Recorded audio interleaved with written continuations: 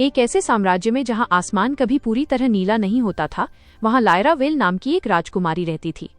लोग उसके बारे में डरते हुए बातें करते थे। जहां दूसरे राजकुमार और राजकुमारियां हीरे और मोती जमा करते थे, वहीं लायरा कुछ बहुत अजीब चीज इकट्ठा करती थी। परियों के टूटे हुए पंख। हर सुबह काले रेशमी कपड़े पहनकर वो महल से दूर राख के जंगलों में जाती थी, जहां जादू की हल्की चमक गिरते हुए सितारों की तरह बिखरी रहती थी। वो खामोशी से घुटनों के बल बैठ जाती और टूटे हुए पंखों को धीरे से उठाती। कुछ धीमे चमक रहे होते थे और कुछ बेजान होते थे। वो उन्हें बहुत संभालकर अपने साथ लाए कांच के बक्से में रख लेती थी।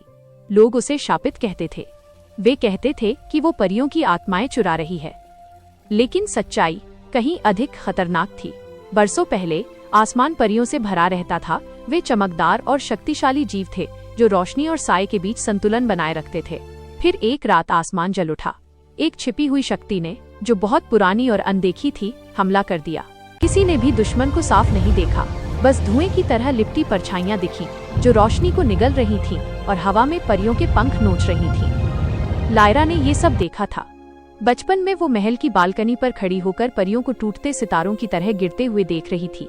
उनमें से एक, जो मुश्किल से जिंदा थी, उसके पास आकर गिरी। कांपते हाथों से लायरा ने उस परी को थाम लिया।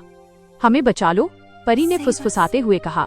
और इसके पहले कि वो कुछ और कहती, उसके पंख धूल बनकर बिखर गए। उस रात ने सब कुछ बदल दिया। अब बरसों बाद लायरा का कमरा सैकड़ों सुरक्षित रखे गए पंखों से भरा था, जो कांच के बर्तनों में हल्की रोशनी दे रहे थे। लेकिन वे जीत के निशान नहीं थे। वे एक सेना के हिस्से थे। लायरा ने एक वर्जित रहस्य खोज लिया था। परियों के पंख अब भी उड़ना जानते थे। महल के बहुत नीचे, लोहे के दरवाजों के पीछे उसका एक राज छिपा था। जादू का एक कमरा।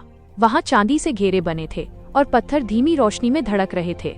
और बीच में एक आकृति थी, पंखों को जोड़कर बनाया गया एक जीव जो अपनी अस्थिर शक्ति से कांप रहा था। लायरा उन्हें फिर से बनाने की कोशिश कर रही थी, सिर्फ एक परी को नहीं, बल्कि एक पूरी सेना को। लेकिन हर कोशिश की एक कीमत थी। जब भी वो उन्हें जगाने की कोशिश करती, साए हिलने लगते थे। वे उसे देख रहे थे, इंतजार कर रहे थे। एक रात जब आसमान में बिजली कड़की, लायरा आखिरकार कामयाब हो गई। कमरे में रखे पंख पहले से कहीं ज्यादा तेजी से चमकने लगे। वे ऊपर उठे और हिलने लगे, और उन टुकड़ों से एक परी जी उठी। वो पूरी तरह ठीक नहीं थी, लेकिन वो जिंदा थी। उसकी आंखें खुली जिनमें हल्की चमक थी। हमें वापस कौन बुला रहा है? उसने फुसफुसा कर पूछा।